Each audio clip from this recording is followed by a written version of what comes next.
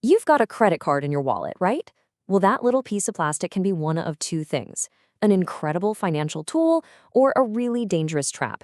The only difference is knowing a few key secrets, secrets that honestly most people have to learn the hard way.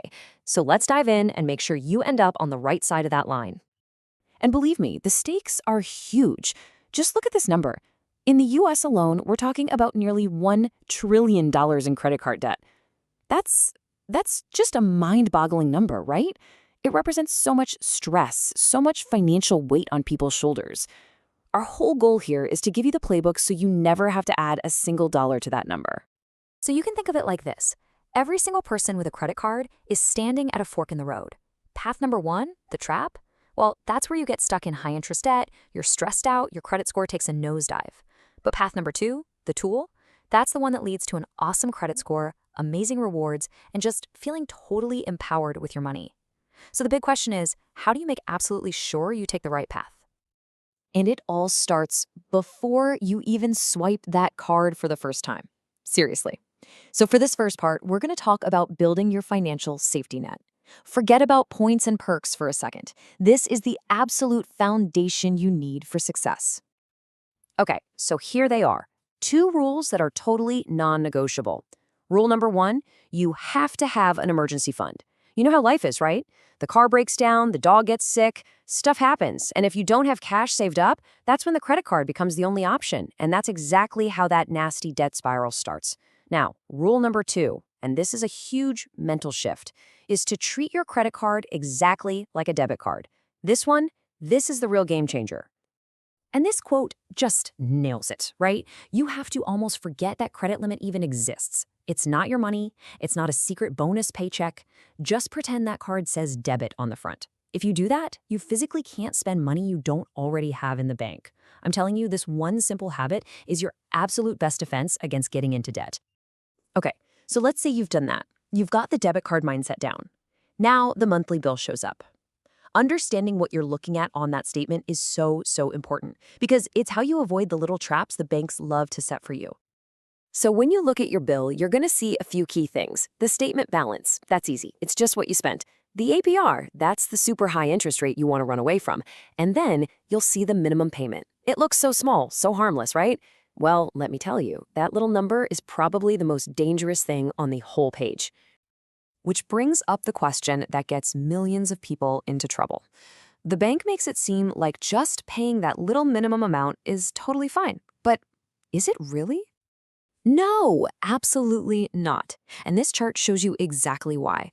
The difference here is just, wow. Let's say you have a $2,000 balance. If you only pay the minimum, it could take you 12 years to pay it off. And get this, you'd end up paying more in interest than the thing you bought even cost in the first place. But if you pay it in full, 1 month, zero interest. That minimum payment is not a favor, it's a trap. And it's designed to do one thing: keep you in debt for as long as humanly possible so the bank makes more money. And that leads us to maybe the biggest, most damaging myth in all of personal finance. I hear it all the time. People think you have to carry a little balance from month to month, pay a little bit of interest to build your credit score. Let me be super clear. That is 100% false. It does absolutely nothing for your score. All it does is cost you money. You build credit by using your card and paying the statement balance in full every single month. That's it. End of story. Okay, so if carrying a balance is the wrong move, what's the right move? Let's get into it.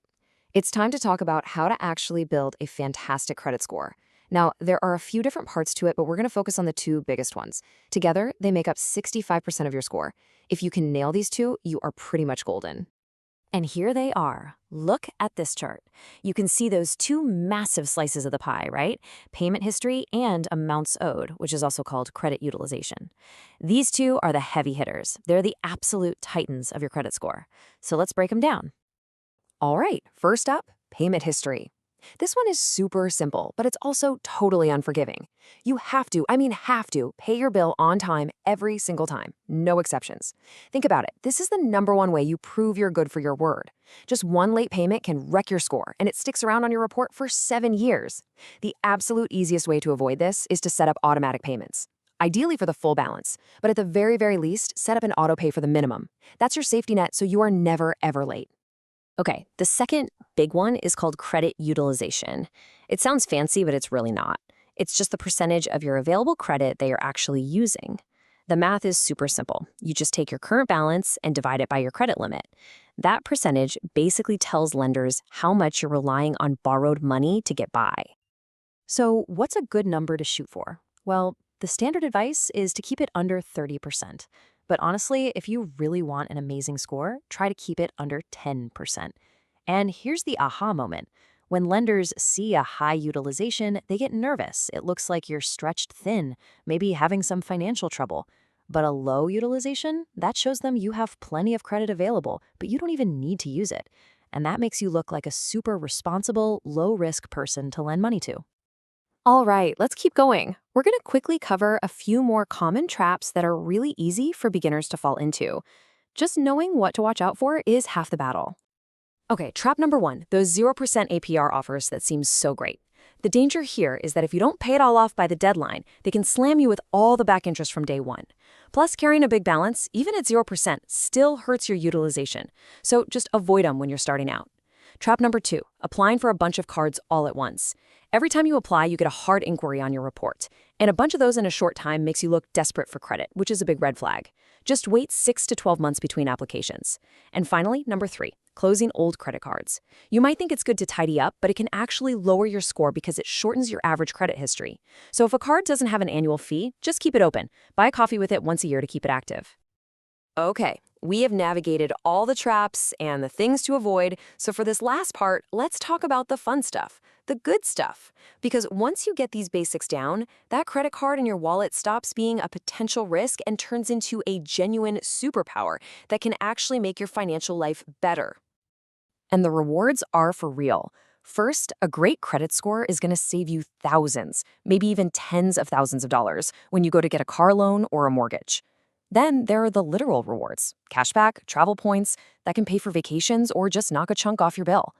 Plus, you get amazing purchase and fraud protection that you just don't get with a debit card. And, of course, it's way safer than walking around with a big wad of cash.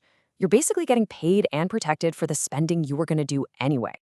So when it's all said and done, it really boils down to this one simple question. Are you going to be in the driver's seat? By following these rules, you make sure that card is a tool that works for you, building your credit, giving you rewards, making you more secure. You make sure it's not a trap that has you working for it, just spinning your wheels paying off interest. It's your call.